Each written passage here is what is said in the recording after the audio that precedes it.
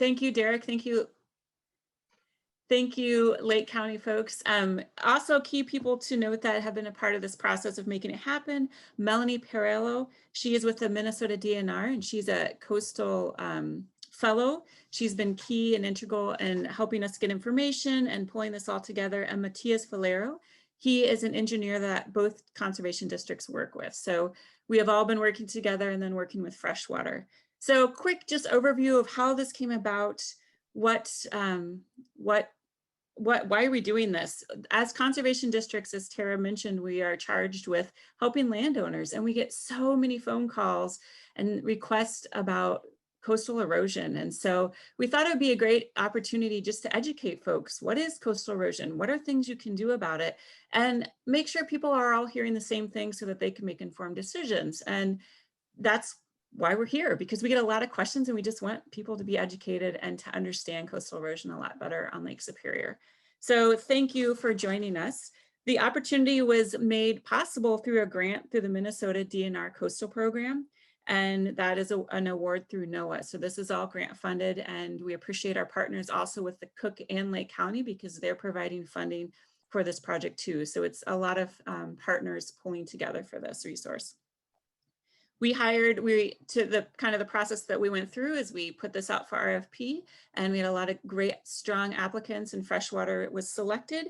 And so we brought them on board and have been working with them for several months now to develop this workshop. We are going to be doing workshops for local decision makers, for realtors, for contractors, for all of us as staff, and helping that we can all kind of hear the same message, ask different questions, hear different things, and just have conversations around coastal erosion, and also all become better educated with this. So we're excited for these opportunities. So moving forward with the presentation tonight, again, we're going to ask that all microphones, because we have so many wonderful people here, over 90 people, that the microphones stay muted. It's optional if you'd like your video on or not. If you would like to correspond, we ask that you use a chat. We do have a chat monitor. We will have a portion of questions and answers at the end of the presentation. We've blocked off a good half an hour of time for discussions. We're going to try to run that all through chat, again, because we have such a large number of people. And yeah, if there's any questions, we can talk then. We'll introduce what's kind of next then after the presentation at the very end. So with that, I'm going to pass it over to Brent Teske. He's our engineer here with FreshWater Engineering, and thank you for all of the work, and we're excited that you're here. All right, thank you very much. Welcome everybody. I guess real quick, why are we here today? Our goal is to help you as landowners understand coastal erosion and what you can do to make your properties a little more resilient to the effects of coastal erosion. Quick summary of FreshWater Engineering. We're a woman-owned small business. We were founded by Laura. You can see her photo here. She has more than 18 years of experience working in water resources engineering. She's done a lot of coastal work, as well as some waterways restoration, streams and rivers, as well as lakes, and then a lot of hydrologic and hydraulic modeling. So we've all been working on that kind of stuff as well. Projects in the Great Lakes, we've had a few in the Apostle Islands area in Lake Superior. So Madeline Island, we did a bluff stabilization project, as well as some Apostle Islands marina design work. We've worked on Lake Michigan in multiple projects, both on the Michigan side of it, as well as in the Milwaukee area. You can see another photo of me. One person who's not on here because we ran out of room is Logan, and he did a lot of work putting this slide deck together. So thanks to him. All right, so jumping right in, what causes coastal erosion? One of the main driving forces is going to be wind. So we're all familiar with that. Strong winds can blow sand and loose sediment around. They can knock down trees and pull up a whole bunch of root systems and sediment there as well. But one of the biggest things they do is they create waves. Waves are going to be the main force that I think most of us are familiar with. It constantly is going to be slamming into your coastline. It's going to cause erosion. It's going to move sediment through the system. And that's a pretty natural, standard phenomenon. Very natural process for waves to erode sediment from the bluffs and shoreline, and then move that through the system. We also look at different fluctuating water levels, and that's going to change based on the time frame you're evaluating. That might be decadal oscillations, so on a multi-year cycle, might be seasonal variations, might even be something that we refer to as storm surge. We'll talk about that in a little bit here. So when we look at water levels, we have low water level and high water level. This could be a long-term low water level or a high water over long-term, or it could be something that's seasonal. What we find in the Great Lakes system is, in general, we have relatively high water during the spring after everything melts, and then it sort of decreases over the next several months until a low point in the winter. On top of that, we have what we call storm surge.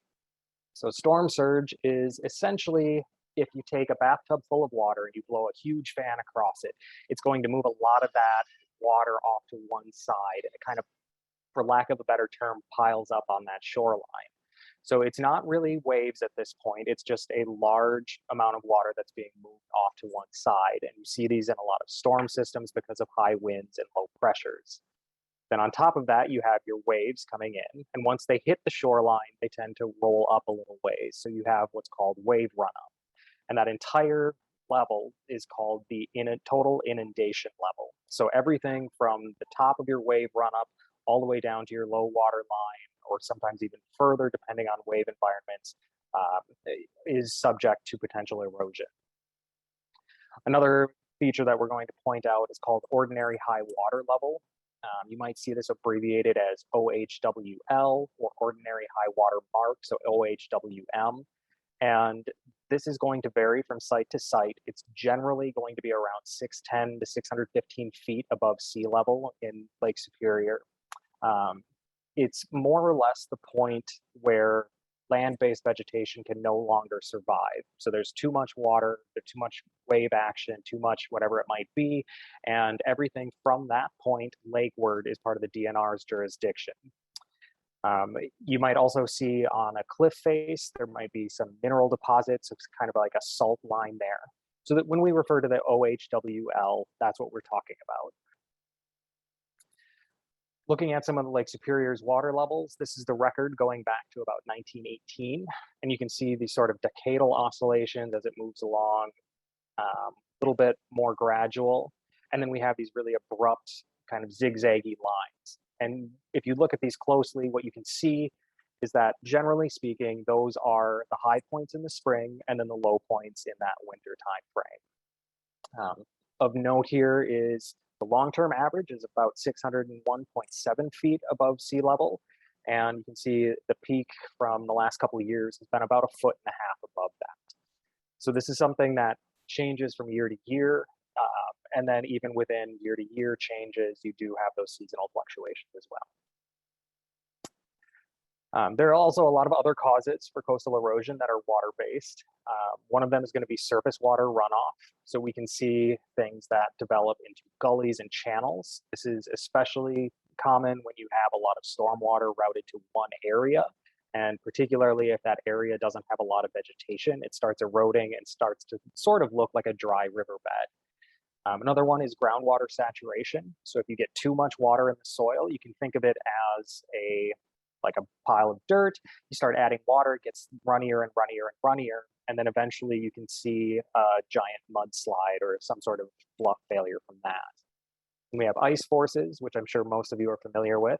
Lake Superior obviously freezes up from time to time, and then it gets huge chunks of ice blowing against the shoreline that can break up bedrock, it can tear apart your shore. And then we have freeze and thaw cycles that are going to act on this, just like all of our roads in Minnesota and Wisconsin. So you break up that bedrock and start seeing pieces dropping off. Now, all of these are completely normal. It's something that has been happening for millions of years and will likely continue for millions more. And one thing that's important to understand is that your bluff systems and your shorelines are an important part of what we call a sediment budget. So the amount of sediment going into the lake is dictated by how much is eroding off the shoreline. And another major input source is rivers. So that's something that kind of underlines this whole thing. It goes in a cyclical pattern. We start off with what we'll call a stable bluff configuration. Over time, we see the toe erode. So we see this area start getting eaten away by ice and by wave action. And then eventually we have these slumping failures. So the bluff kind of slides down into the lake and it provides a nice little buffered beach. And then that protects the bluff toe from further erosion and gradually gets transported away from that site. And then we end up back at the stable bluff configuration. So with that sediment transport, there are two ways that we can see this go. One is for all that sediment to just move offshore. That's typically what you're going to see with really fine sediments like silts and clays. But your sand and your gravel and your cobbles are going to move along the shoreline in what we call longshore drift or longshore sediment transport. Basically what happens is we have waves coming in, they crash here, they drag sediment with them, and then they drop back into the water line. They crash again and come back down and again, and this repeats across the entire shoreline for all year. And generally speaking, in this area, we're seeing transport go from east to west. So it's more or less moving towards Duluth. Over the course of a year, you might see tons and tons of sediment moving through your system, but it's happening so gradually you don't really notice it. So one terminology or one term that we're going to talk about here is the bluff toe. This is typically where we start to see failures. It's right by the water level, generally speaking. It's going to be the point where that bluff is relatively vertical and where it transitions to the shore platform. It might be where you're seeing a little bit smaller feature rather than a true bluff, so to speak, but it's going to be that bottom edge that starts to erode. So as I mentioned a little bit here, if you don't live on a bluff, so to speak, and it's a much smaller area, something like this, where it's only a foot or two, for the purposes of this presentation, I might still refer to it as a bluff because functionally it is very, very similar. But do recognize that it might not be a bluff, but you have the same general idea operating on it. So understanding kind of the general concepts, we can now look at erosion on the property itself. Erosion is generally going to depend on your site-specific conditions. So this is your soil and rock type. If you see things that are really large stones, it's generally going to be harder to move those around. So you're going to have a little bit lower erosion, generally speaking. If your bluff is extremely steep, it's more likely to fail, and you're going to see more erosion failures there. If your bedrock extends 10 or 15 feet up into the air above the water, then you're probably in a pretty stable area. Bedrock condition plays a role. If it's already breaking apart and is in bad shape, then that's obviously going to be more likely to fall apart.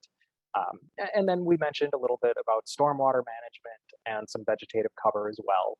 And one that I think is important for people to understand that I don't think is very common knowledge is that the shoreline next to yours is going to play a role in what your shoreline does in erosion-based scenarios. At the same time, what you do with your shoreline may affect your neighbors as well. So every property is going to be different. This is an example of a property that has about 10 to 15 feet of vertical bedrock, and then a little bit of what we call glacial till deposited on top. So that's that softer material. In order for the waves to erode this, we're going to have to see some pretty large events coming in and slamming into that bedrock in order to make it up to this glacial till. By contrast, some of you may have property that looks more like this, where you're just about at the lake level and you've got a relatively small layer of topsoil sitting above some gravel and cobbles. So there's a huge change just based on the individual characteristics of your property.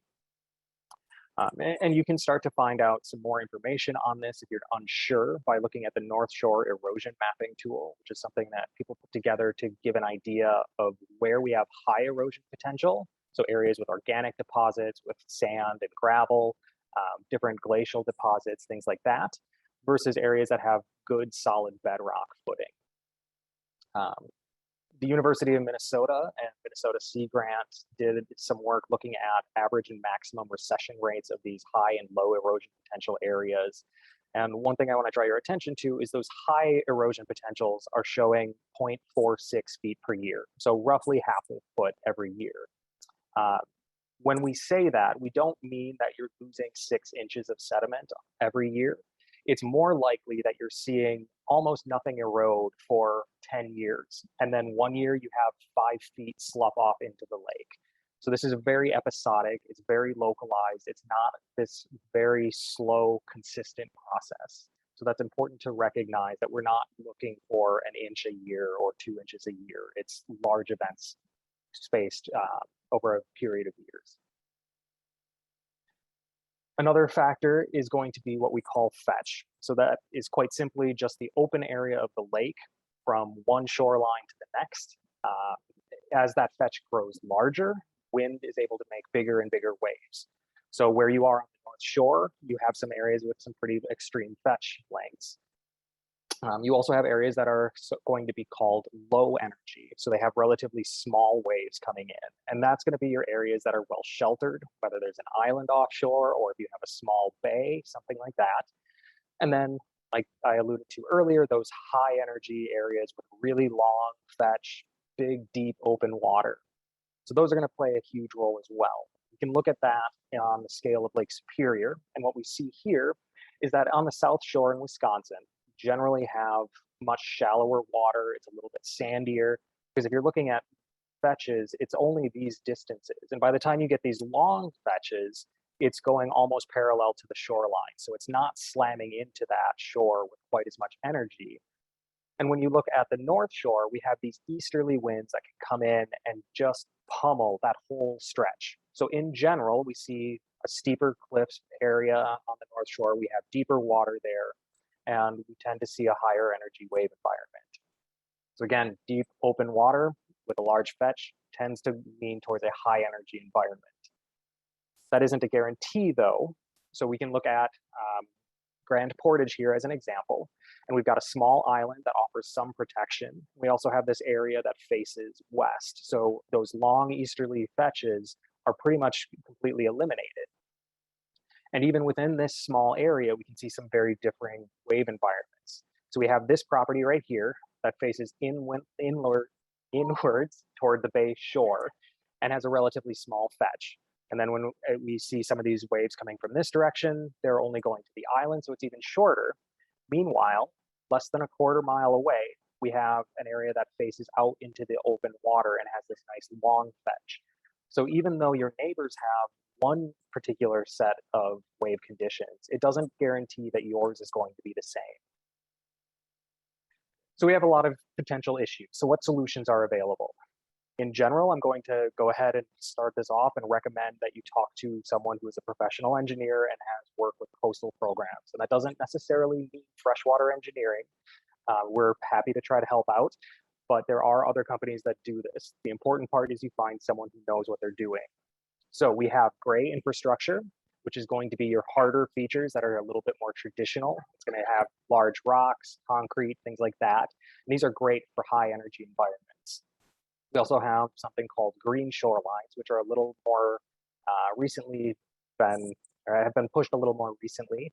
These rely on a lot of vegetation and sort of geotextile, anti-erosion fabric, natural materials. These are great for low energy environments, but sometimes struggle with those high energy situations. And then we have hybrid shorelines, which combine a little bit of column A, a little bit of column B. So it's got a lot of rock in there and a lot of vegetation. These are great for a wide range of energy systems.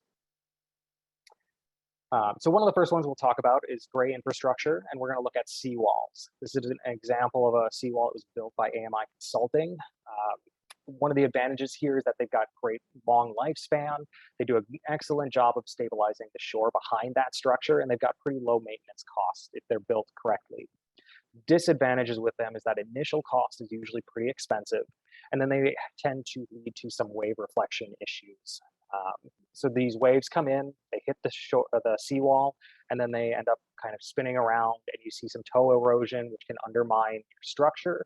And then we also see erosion along the flanks, so the sides of the seawall. So where this wasn't reinforced, maybe the property line ended here, this is all protected, but the neighbor's property starts eroding a little bit. This also blocks that upland area from being a sediment source, and we had talked about how that's important for the sediment budget. And then some, depending on how they're done, they can have comparatively low visual appeal to a nice natural native species shoreline.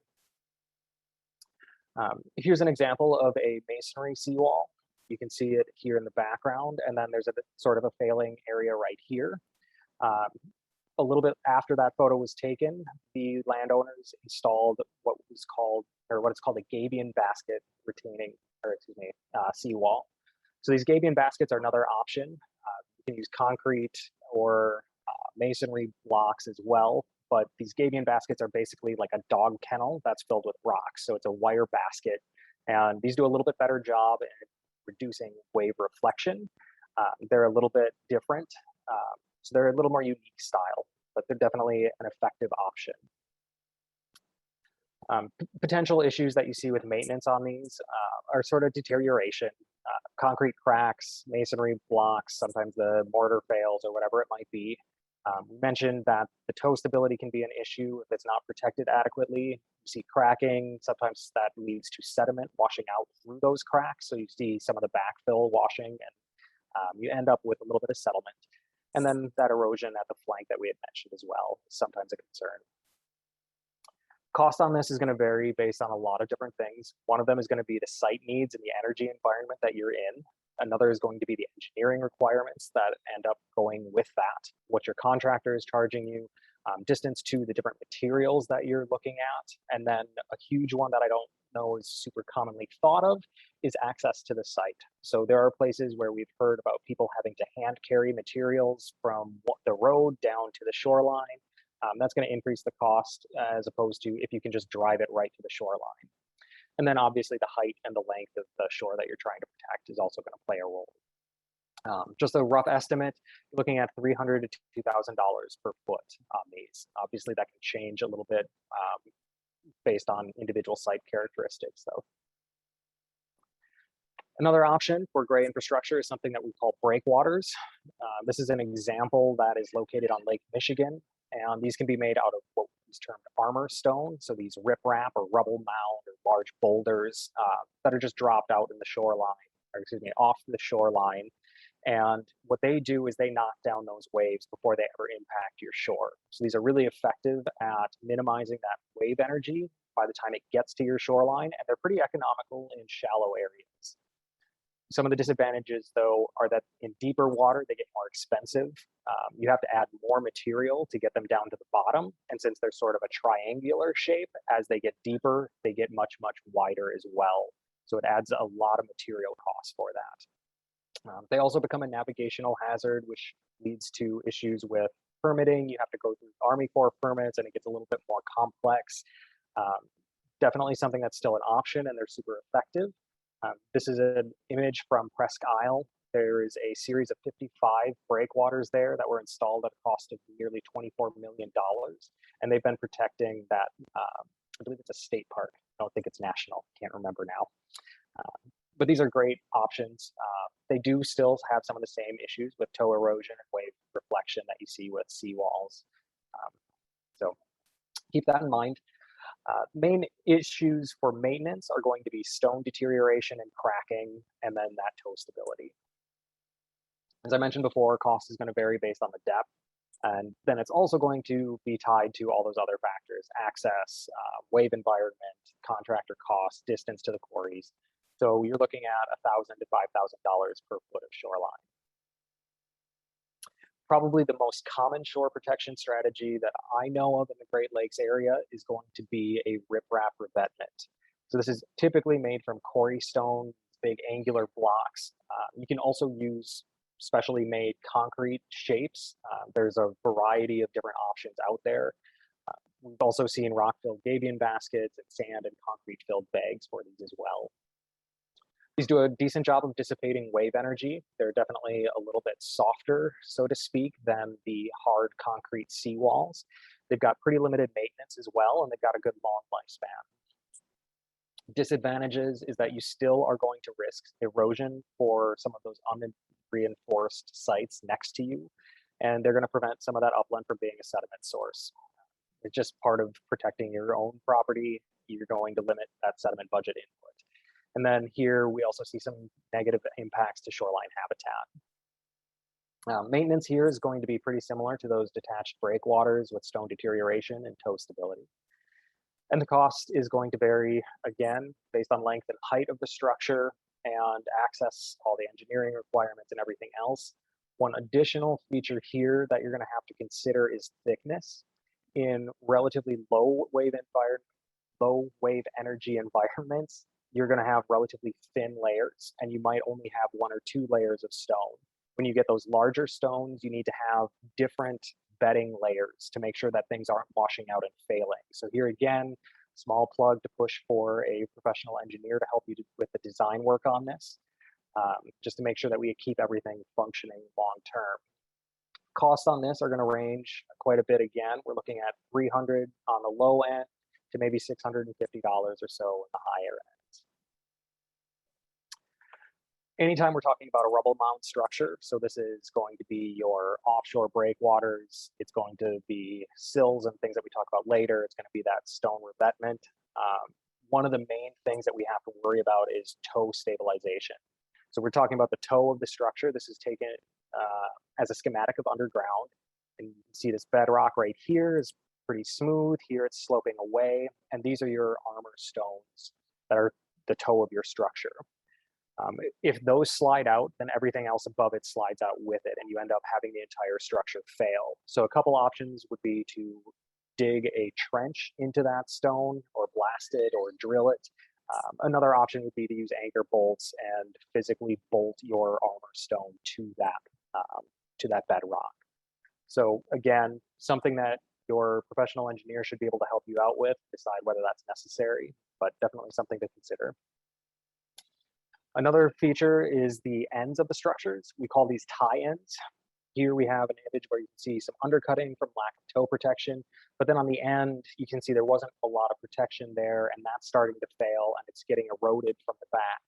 So what we typically like to see is if we have a seawall here, we have these tie-ins extending back towards the shoreline. In an ideal situation, you have bedrock that you can tie into, and that's great. In most situations, that's probably not going to be the case. So you just extend back in as far as you can to make sure you're away from the zone of active erosion and you protect that structure. So an example of what the ends should look like is right here. We've got that masonry wall again. You can see it extends back towards the shoreline. And then this one was also set up so it was relatively easy to add this gabion basket seawall to it as well. And then that extends back into the shoreline. So this was a great example. I had mentioned that the gray infrastructure can have an impact on neighboring shorelines. And we're going to talk about one example where this happened on a pretty large scale and got a lot of publicity that I'm guessing most of you would not want. This was the Concordia University revetment. It was constructed in 2007, and it covered about 2,700 feet of shoreline. It was installed with some regrading, a bunch of pads were installed, and this whole project cost about $12 million. Shortly after it was finished, we started seeing some erosion on the southern flank, so down on this end of the structure. And you can see where the revetment ends. Now we have this bluff where everything is just sloughing off into the lake. You can see here, this section was constructed in 2007. The university property ends about here, and then they actually ended up helping to pay for some of the revetments that were installed next to them. Because we saw that longshore sediment transport happening, and then suddenly there was no transport, no sediment coming in from this area, so it started pulling excess sediment from this area. And then the revetment was installed, and then sediment came from this area, and these revetments were installed, and then it came from the next downstream site. So it ended up being sort of a propagation of structures, and we have, I believe it is 14 owners now have constructed revetments since that first one in 2007. This ended up being fairly high publicity. There were some lawsuits involved in it. Concordia ended up winning those suits, but they still had to pay something like $250,000 in legal fees for that. So it's certainly something that we're going to recommend having a professional engineer look at this to try to mitigate these problems or avoid them altogether before you install your systems. To give you an example of what we're looking at here, this was taken in May 2015. I believe this riprap that you can see here was a revetment that had been installed about 6 months earlier. And at that time, This had sloped down to a small beach, and then it went into the lake. In this background, there's a small staircase that's a little fuzzy and out of focus, unfortunately, but that extended all the way to the lake shore. And in this photo, it's about 25 feet off the ground because it is all washed out. We came back again in November of 2015, so 6 months later, and we lost another 26 feet of that shoreline. So these effects can be extremely quick to manifest, and they can be extremely damaging. So what can we learn from this? Well, again, I'm going to harp on, you should probably try to find somebody who understands coastal engineering and is going to evaluate these things for you. Because anytime you disrupt sediment budgets, you're going to see some impacts to erosion patterns. You might see some pretty significant erosion down drift. You're going to open up some areas that were once protected by beaches to being hit by freeze and thaw cycles and waves that aren't really ready to handle those as well. So it's certainly something to make sure you have other people evaluate for you if you're not familiar with it. So on that happy note, transitioning over to the green shorelines option. These are going to be generally vegetation only. You might see some regrading to make things a little bit flatter so it's not as steep. These are great for improving habitats and adding some biodiversity to your lakeshore. They're a little more visually appealing. You have a bunch of flowers as opposed to concrete. You're limiting some of those downdrift impacts, and you've got pretty low maintenance and installation costs. Downsides here are that they're not amazing at high energy wave dissipation. So if you end up getting slammed with some of those bigger waves, this probably isn't going to function very long. They also have problems with colder climates at times, and ice can damage some of those vegetation. Maintenance here is going to be mainly looking at the condition of the vegetation and evaluating some of those for invasive species. Ranges of cost on these are going to be up to $1,000 a foot. That image here is from East Bay Suites in Grand Marais. That vegetative buffer was a total of $9,000 for just over 115 feet of shoreline, which came out to $78 per foot. So these are pretty inexpensive if you can manage to be fortunate enough to be in a low energy environment. Another option with these would be coir logs. Coir is coconut fiber, and then it can be wrapped in jute or hemp or some other natural fiber. And these are biodegradable options that offer immediate protection from erosion. You can see on the right-hand side, this is an example of coir mats that are packed with earth and then wrapped over and staked in place, and vegetation can be planted on those. So they offer a lot of structure until that vegetation is able to take over and hold everything in place. This can be used in Lake Superior. There are examples of that. I'm sure we weren't able to find any photos immediately, but there are definitely options up there. So these were examples where they could be used. You can see sort of these shorter drops from that topsoil layer down to sort of gravel and cobbles. These are great places to stake a coir log and plant vegetation and try to help get that established. So then we go to some of these hybrid shorelines. These would be things like a sill, where it's like a small layer of riprap on the outside and then some vegetation behind it. These provide another great source for habitat and ecosystem services and help dissipate some of that wave energy. So they're a little bit more suited to higher wave energy systems than pure green infrastructure. Disadvantages is still in some of those high energy environments, you're going to wash these out and you're going to be a little bit uncertain of vegetative growth. Maintenance concerns are going to be similar to what you would expect. It's a mixture of vegetation evaluations and tow stability and erosion concerns. Costs on these, NOAA puts them at around $336 per foot. Again, this is going to depend on site needs, the energy environment, contractor, distance to the quarry and material and things like that, and access to the site. So one of the more common ones that we've worked with are these sort of regrading combined with vegetative stabilization and tow protection. So if you start off with a bluff face that's a little bit too steep and you want to lay that back so it's a little bit more stable, then you add native vegetation to it. That adds a lot of deep, solid root structure. And then at the toe, you add some sort of toe protection. This adds some stone that protects that toe from failing, but it doesn't have to extend all the way up to the top of the bluff. The main takeaway here.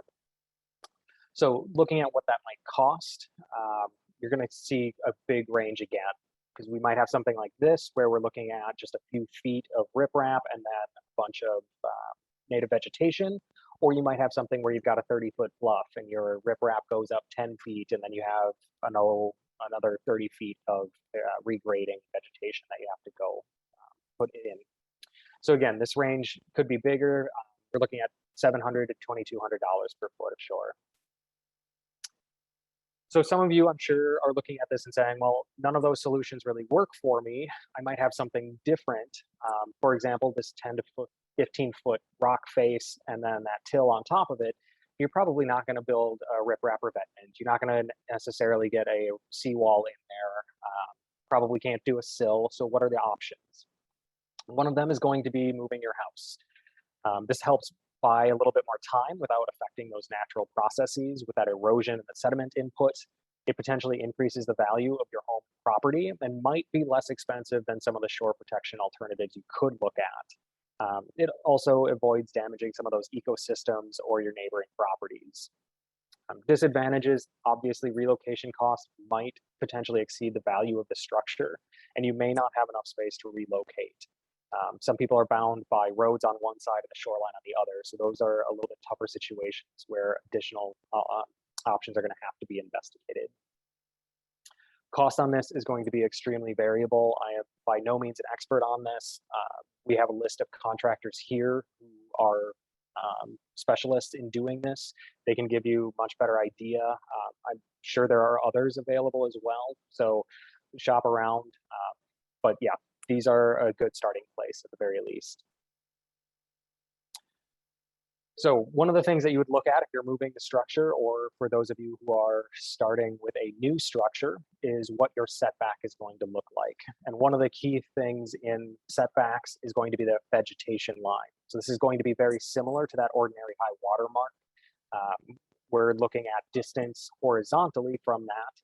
So where that vegetation is still supported, and then we move this direction and we measure that. And that's going to be where the setback is determined. So for Lake County, we're looking at 40 feet from vegetation line in areas that are non-erosion hazards, or 75 feet from the mean water level, which we mentioned was 601.5 feet above sea level, and then an additional setback of 30 feet from the top of a bluff.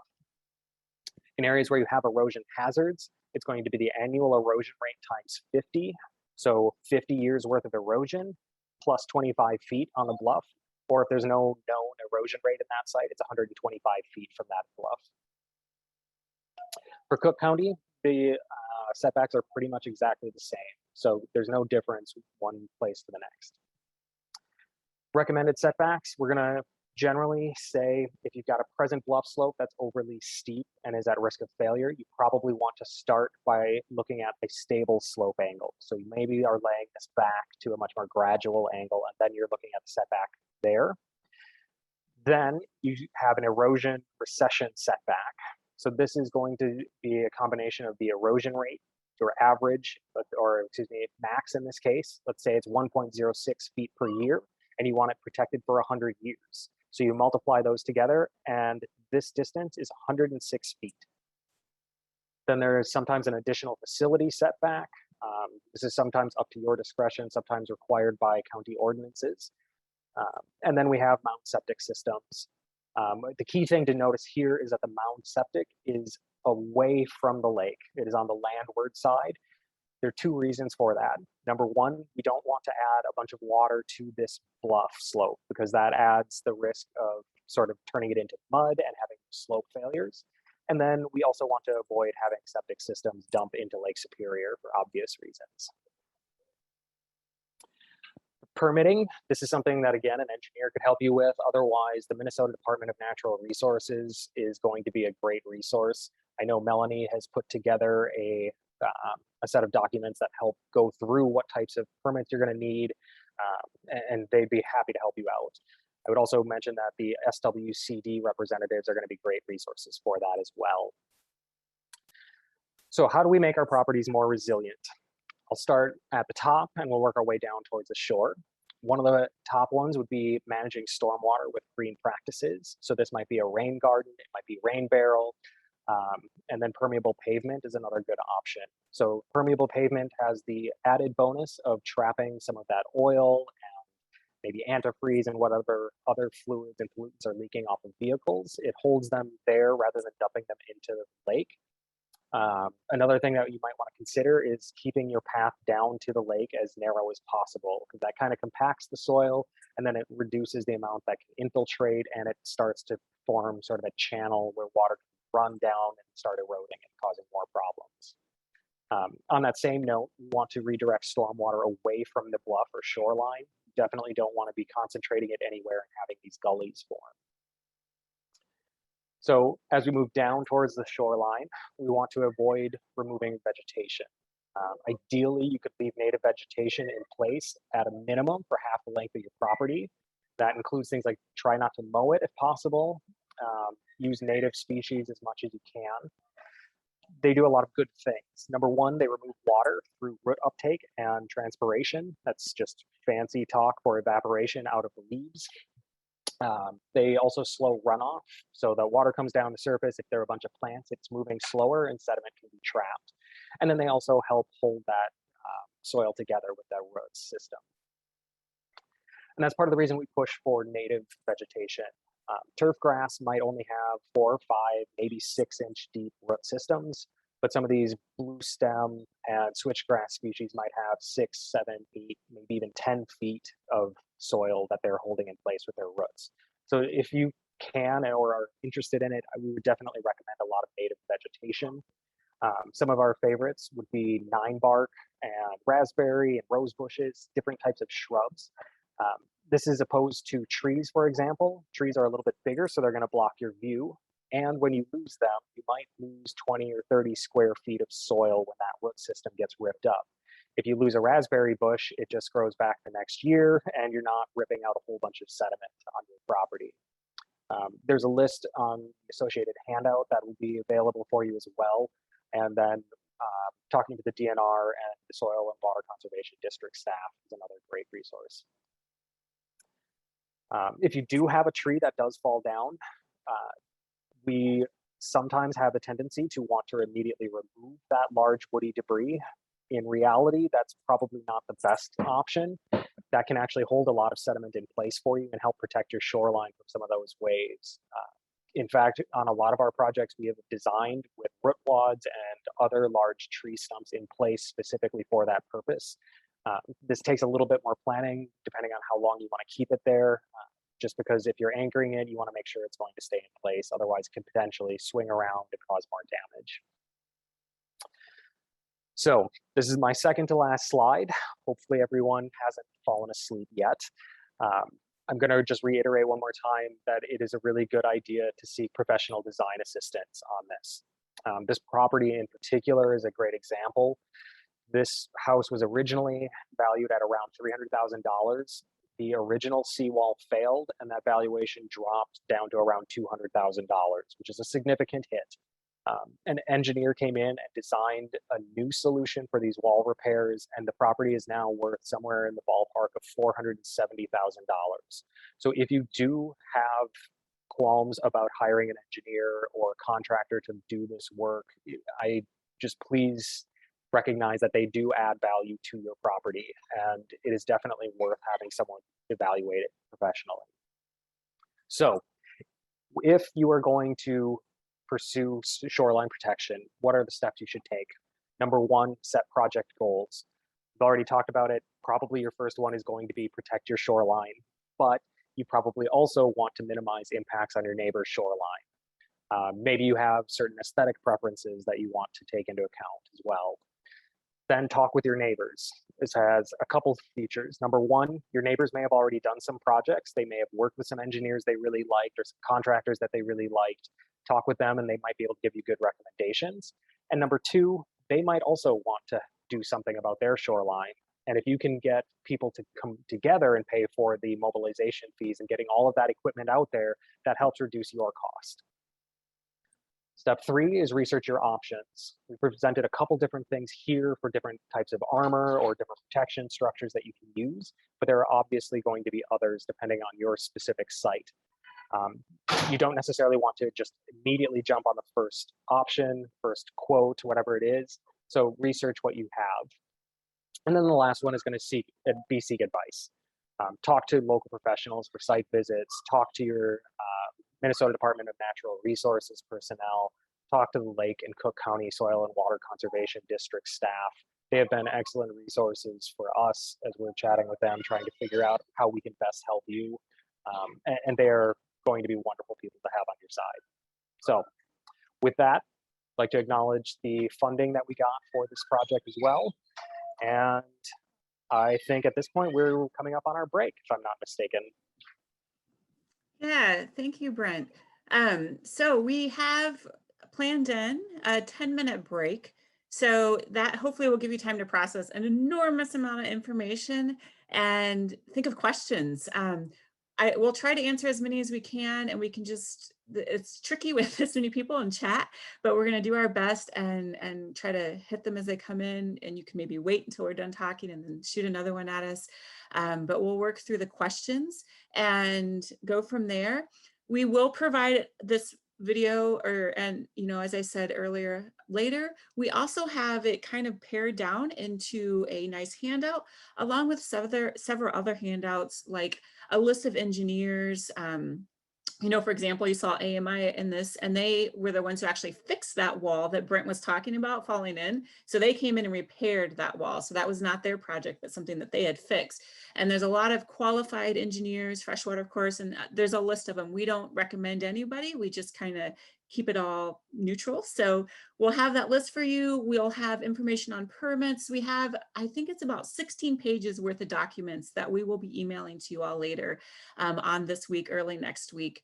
And you can have that as a resource. So again, I'll talk about that a little bit more at the end, and we'll give you a break here. It's 6:55, so we'll give you around 10 minutes and start those questions because we've got some time to talk. And we're gonna mute here and head off screen. So thank you, and go stretch your legs and grab a snack. Well, welcome back, everyone. And hopefully you were able to take a little stretch break, maybe get coffee if you drink it this late at night. I don't know, milk, whatever, water. So, well, now's a great time to ask your questions and see what you want to know. What else you want to know? Again, I will go over some information at the very end. So we'll talk about how the site visits will work if you're interested in that and what our process is for that.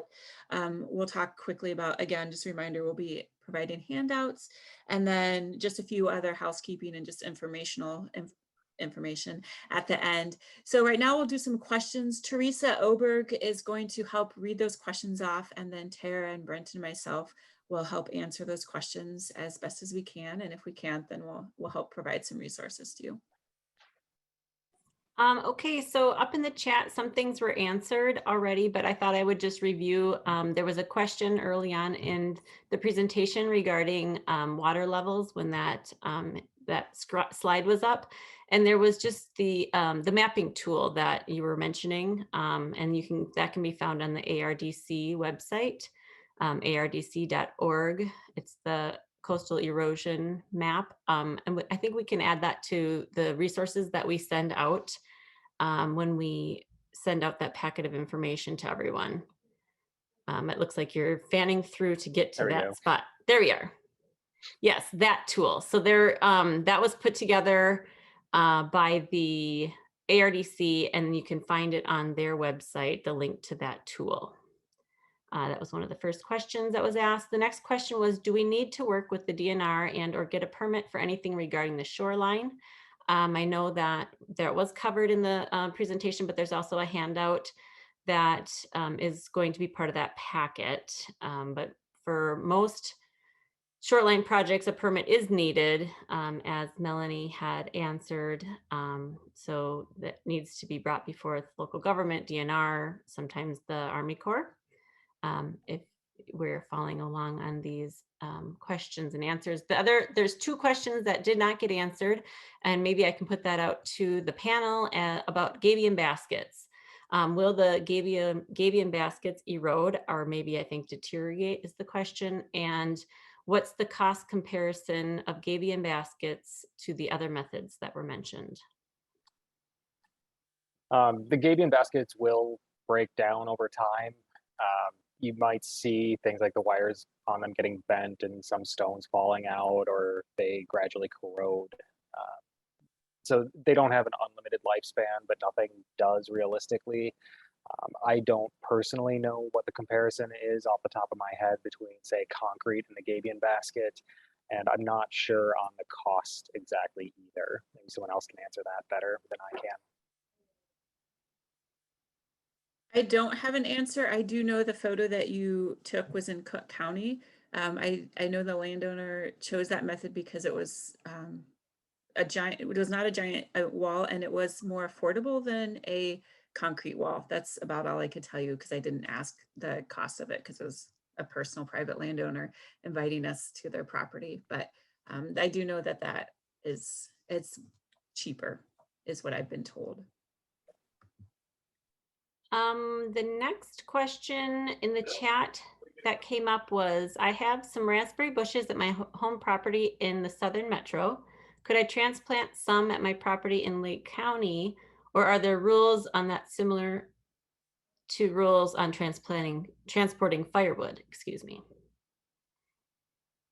So kind of, I probably like the native, non-native idea, or, you know, are there rules about bringing in species from other areas of the state? I can take that one. Yeah, you really want to make sure that it's a native raspberry to this area. So figuring out that scientific name and of what you have at your place. We just don't want to introduce new species if possible. And the other thing too, you need to really be careful of the microbes and what's in the soil for where you're transplanting it from to the North Shore, just because you want to make sure that those soils are okay and don't have some odd things in them that could change the soil up here, so or in that area. But yeah, so we really try to promote the native areas and the species that can be found along the shore. The next question is a similar question. Are there any native vegetation that will grow in south-facing clay? That might be more of a look through the resource book to see, you know, what different varieties, but if anyone has any specifics that they have offhand. I can take this one again. What we usually do is we'll do a site visit through the office, and we can do those for free. And we will come out, and we always recommend looking to see what's growing right near the area. So you might find things like dogwood or roses or low bush honeysuckle. And so look at those species that are growing beside that cliff, and that's what's going to grow in that spot. And so if it's a really bad erosion area, again, you can invite us out there, the districts out there initially, to look at it before maybe you call an engineer, and we can help with some of those vegetation questions. But yeah, that's normally what we would do too, is we just go out and look and say, okay, what's here, it's here. Because again, it can vary from site to site and from property to property, what's going to grow in what area, depending on your soil. Wetness, I know it's a clay slope and it's south facing, but again, it just kind of depends on what's nearby for vegetation as to what's going to grow there. And similar to what Tara had said in the introduction, the soil and water offices have a great wealth of resources as far as books and things that you could check out to even look through and see maybe different things that you might not have known about or heard of or would like to try, and et cetera, types of that. So physical resources that you can look through. The next one, if I scroll down, I have a tall, almost vertical bluff based mostly on bedrock. Problem, the bedrock is crumbling. So question, will the tree roots stabilize that bluff, or will they instead just work into cracks and weaken the bluff? I don't know the answer to that one, Nick. Is there somebody else on the panel who has a better idea? It might be site specific, like you'd have to actually be there to look at that.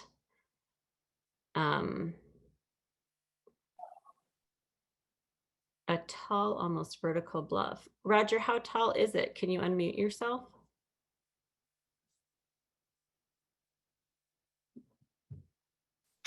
Hi, it's Roger. Can you hear me?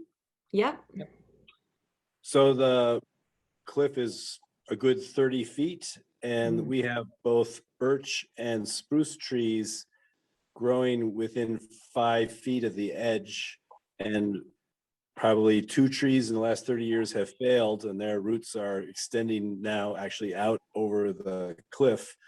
So I was wondering whether those trees helping me, and should I plant more trees, or are the trees just going to accelerate the bluff erosion? It's a fracturing metamorphic basalt mix.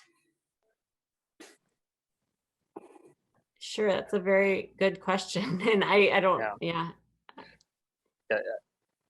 I'm getting input from Laura here as well, saying it is definitely a site-specific thing that we'd have to look at individually. So, sorry, I can't help you more. Okay, thank you. We'll add you to that site visit list, Roger. Let's see. The next question is there any grant money available for shoreline stabilization projects? I am on a limited budget. I can take this one. We at the Conservation District only are able to provide assistance with vegetation because it is so costly to do riprap and to do seawalls, and because that's not something we are necessarily promoting. We really prefer the green infrastructure. So we do have a cost share program, which is a 25% the landowner pays and 75% we pay. The picture, for example, with the hybrid photo, was a photo of a property we did with a native vegetation. The vegetation unfortunately got a little bit ruined when the hard armor went in, so it wasn't fully up to its robustness.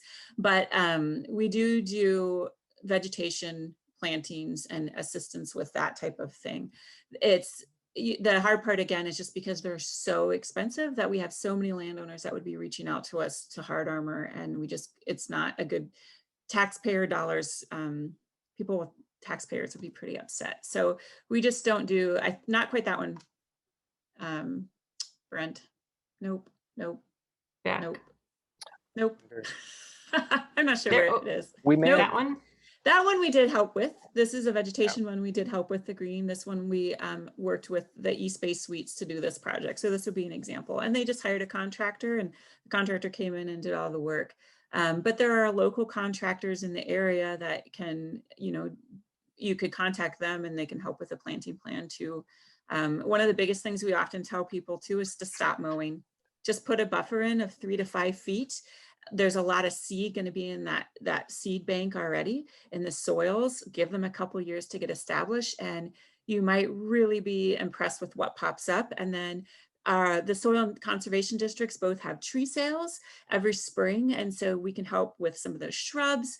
There's a lot of, again, we'll have a list for you of vegetation, of people that sell native vegetation, and that's native to up to this area, and we again can help with identifying what's what, and that's what we would recommend. So sorry we don't have any funding for that harder armor or that people are looking for, but we can help a lot with the vegetation. The next question is regarding zoning, and it might be coupled with the one that we would need to be site specific. But the question is, to stabilize my bluff, we may need to dig it back and reduce the cliff angle. But if the top of the new bluff now stands within the 40-foot setback, will the county force me to move my house? I can probably take that for Lake County. No, because you're just improving the situation. We may require you to obtain a variance, which will formalize that, and so the file will indicate the fact that the vegetation line has been changed based on how you had to move it for that. So no, we would not make you move the house, because you'd probably have to move your house if you didn't do the restoration works. Thank you. That's a good one.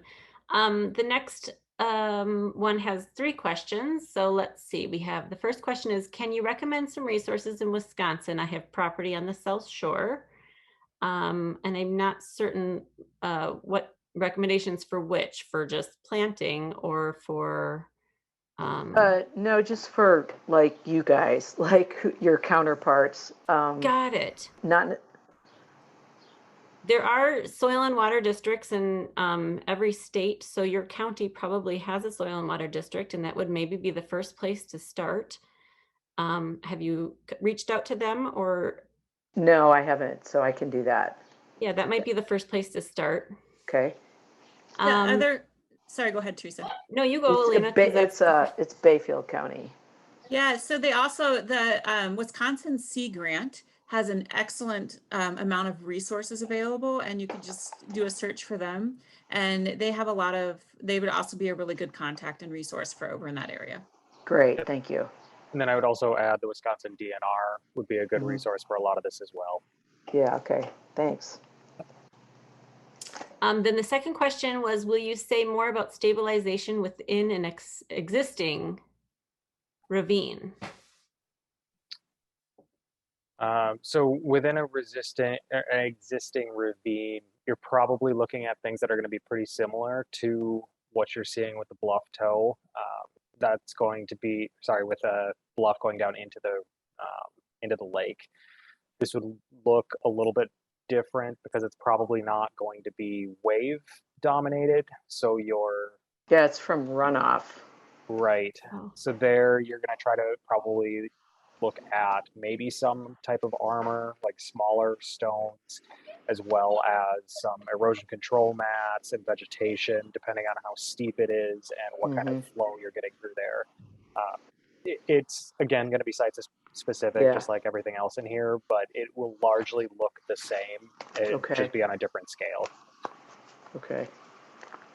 Then the next question is, you mentioned not cutting off fallen trees, but if the tree is hanging over the lake and will likely get whipped around in the next storm, it seems like cutting it would be better, especially if I leave the root mass along with suckers that are forming around the tree, allowing them to continue to grow. Yeah, it's again going to be somewhat site specific. Yeah, okay. If it's anchored really, really well, maybe you are better off leaving it there. If it's something where it does come up and is like half of it's exposed, then yeah, you might want to look at having it removed. But you'd have to have somebody come in and look at it. Okay. So thank you. Yep. The next question is regarding this presentation, the presentation deck be sent out.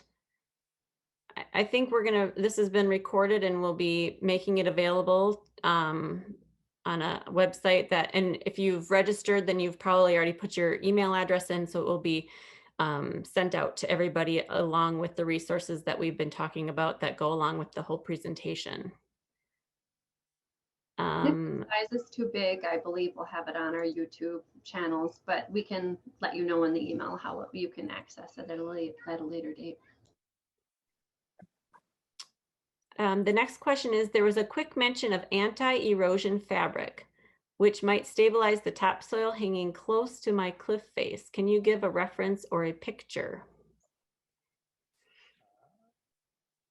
So we had talked about coir specifically. This type of material, let's see, pull this. This is going to come in large bowls a lot of times. So it would be something that you could fill with dirt and compact and get that to stabilize the shoreline immediately. The logs are a little bit different. They're going to be larger. I think they come in, the ones that I've looked at in the past have been like 20-foot sections, I think. Maybe it was 10 foot as another option. So those are certainly available. You can also look at what's called, I think it's Excelsior. It's basically wood shavings from like beech trees or something like that. Straw is another common material. So there are a bunch of different options. If you Google erosion control matting or erosion resistance blankets or something similar to that, you'll usually find quite a few resources.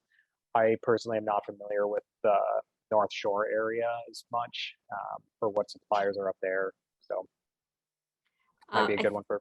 So for SWCD. installation on this one, because this was regarding that 30-foot cliff of the rock, would that be helpful to put in stages on the top of that cliff, you know, as far as holding vegetation, I suppose? Yeah, so if you've got looser sediment up there, kind of the thing, rather than just trying to establish vegetation on the rock face, I would think this would at least be something worth exploring.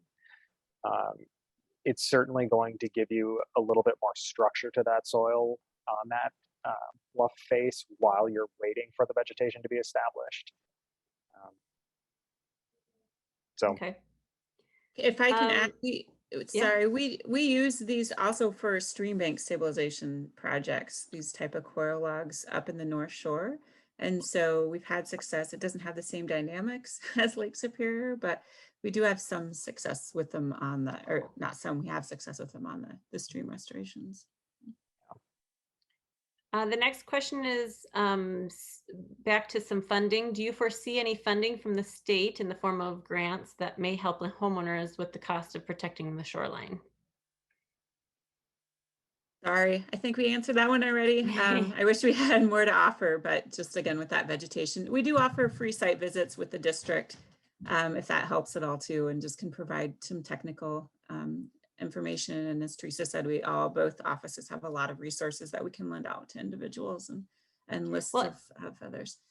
And the mention in the presentation about asking your neighbors, sometimes when you have that joint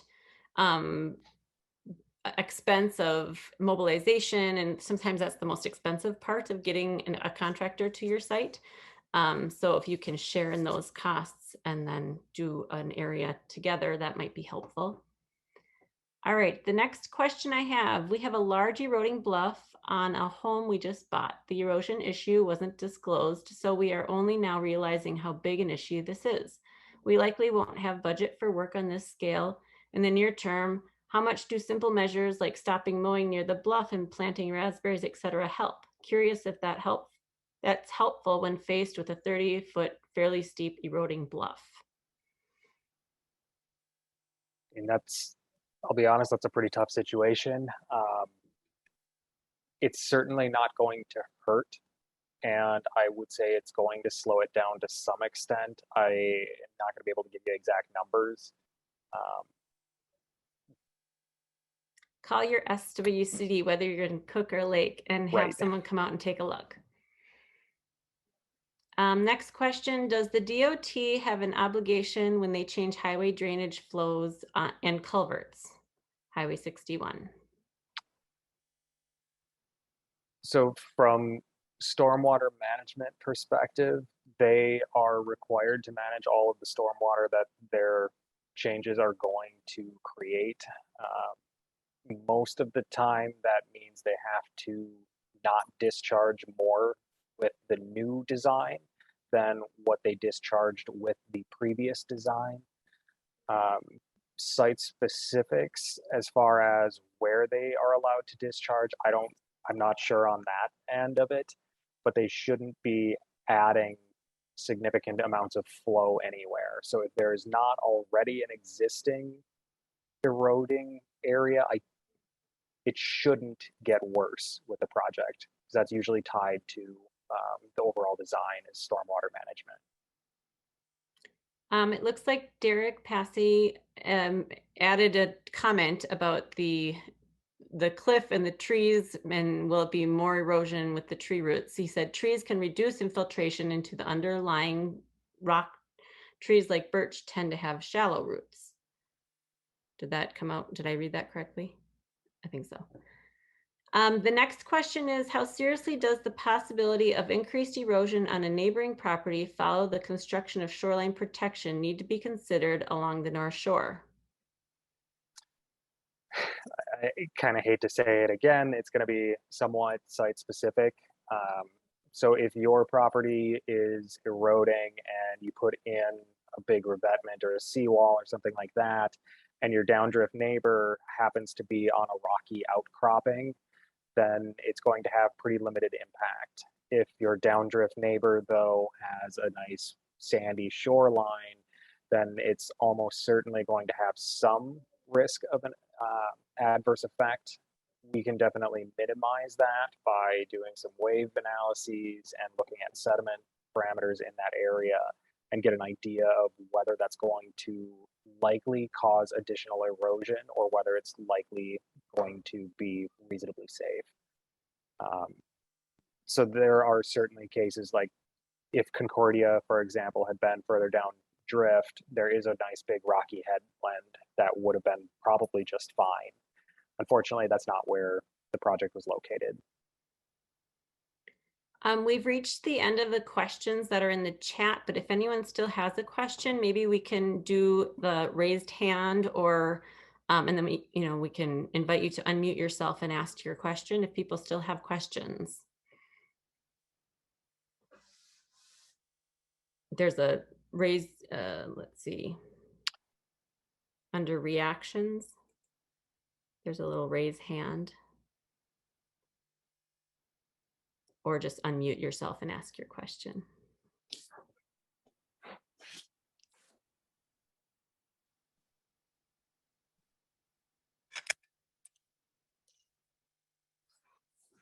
I see somebody unmuted themselves called iPad. Did you want to ask a question?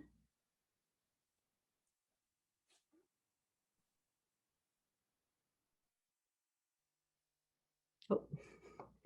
Elena, maybe you wanted to talk about the few things you had, and then people can, if they have any further questions, they can add it to the chat and we can collect at the very end if you want to finish up your resource talk. Yeah, thank you. So a few things is again, we'll be emailing out the presentation, but the recording, as Tara said, it's very large, so we'll be putting it on our district websites. And so you can check back for that. It will take a little bit of time to get it uploaded, but we will be providing resources. So that would be including a list of engineers, a list of contractors. Again, we are not, as districts, affiliated with anyone. We're not recommending anyone. We're just trying to provide you with information and opportunities to contact who you want to talk to and who you feel would be working best with you. We'll provide you with information on permitting. Some of the information will be a little bit of information on Lake Superior levels, and to put a plug in, our website has a YouTube, a Lake Superior coastal workshop that we did a number of years ago, but it talks a lot about these Lake Superior levels, and it talks about, it's presented from somebody from NOAA, and he is just like an expert, and he can show you even where different information is, if you're really curious about it, through NOAA on the different Lake Superior levels and water levels. So we can definitely, provide that information if people are interested in how to find that video. So we'll email out the resources to you in PDFs, and we also are going to have a survey included in your email. As we mentioned before, this is a grant-funded opportunity, and we really appreciate the opportunity to provide this educational resource to you all. In order to continue to provide educational resources, though, we need feedback, and that's part of what we have to be able to provide our funding and our funders to show that these are important, and to be able to use taxpayer dollars for education outreach, because it's not always seen as something that people want to spend money on. So when you get that survey, if you can just let us just fill it out quick. It's about 5 minutes. It shouldn't take too long. It's a quick form, and then that will help us to gauge how we did and what we need to do better and what else people might want to learn or work on. If you signed up for a site visit, we weren't expecting so many wonderful responses for site visits. We have about double to triple the amount of people wanting site visits than what we have space for. So this is exciting, but it's also a problem. And so what we've done is, if you requested a site visit, we sent a survey or just a questionnaire out. We're going to try to assess based off of maybe what we see as people's needs and what we see as districts. Sometimes we can come out and look at some sites without maybe feeling that there needs to be an engineer. And so we're going to try to weed through that and help folks out as best as we can, and go for it. We're going to make a decision next week on July 6th. We're going to go through our list, and then we'll reach out to folks with dates and times And if we didn't get you on a site visit, I apologize. Again, we weren't expecting such a large number. So feel free to contact your local conservation district and we'll work with you to do a site visit. Otherwise, you're going to have a list of other engineers. And so you can call another engineer and say, hey, I'd like a site visit. I went to this presentation, got your name. Can you come and give it a look? So there's a few opportunities for you. And we'll work with you for paying for your site visit at the time when we get you registered for your site visit. Again, contact us as districts. We're here to help you. We're here to do what we can for you as landowners. And I think there are a few more questions, and I apologize. I see the QR code did not work, and we apologize for that. Some people had it work and some people did. We did not. We are not sure what happened with that. So thank you for your patience in getting this signed up with us today. So Teresa, do you want to take the next few questions? Yep, the question about how significant can the freeze-thaw cycle of storm drainage erode shoreline cliffs, cause them to crumble? I would say that's going to have a lot to do with how broken up the rock already is. If you've got a nice solid chunk of granite, you don't really have anywhere that has cracks already, it's going to be pretty slow. But then if you have a broken up piece of granite or whatever already, you have more areas for that water to kind of seep in. That's going to be a little bit more of an issue. So I guess that's going to be pretty highly variable.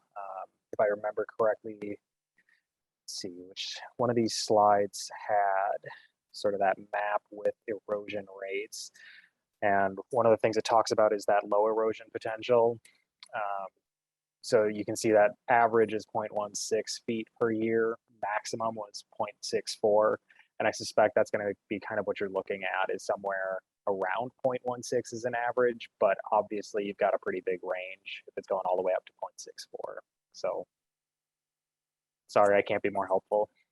No, I guess piggybacking on that same question, the question was, okay, so in general, are trees a good thing or a bad thing at the edge of a bluff? If they blow over, they pull soil down, but they also seem to hold soil in if they don't blow over.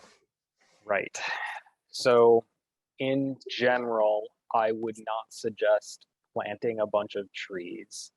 If you have some that are already there, I wouldn't necessarily advocate for taking them out.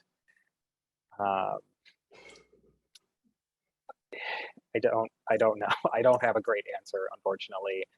They certainly do a great job of holding a lot of material in place, but as I'm sure most of you are aware, they're also fairly top heavy and catch a lot of wind. So if you have a big storm, there are drawbacks. So I don't have a great answer, unfortunately. It might be that staged back, like, you know, right next, it probably maybe has eroded to those trees, maybe because the vegetation has already eroded away, but those trees are doing a good service to that shoreline because they are, all those roots are holding that soil. And even like if you see the rock crumbling, the roots are still holding that crumbled rock in place. I mean, it might fall out a bit, but it's interesting going to site visits and you see kind of in that, I guess the left-hand picture, how there's kind of a sticking out area. Well, that's all the tree roots holding that. So if we didn't have that tree there, that would be that much further back that erosion would be going. Right. I think that's all yep, that's all I have for questions in the chat. So I think we're done, and we're done a little early, which is okay. It's a beautiful evening on the North Shore. If you're on the North Shore, if you're not, sorry. No, I'm just kidding. Your property's here and enjoying the weather and the beauty of it all. Thank you, Brent from FreshWater Engineering. That was very educational and informative.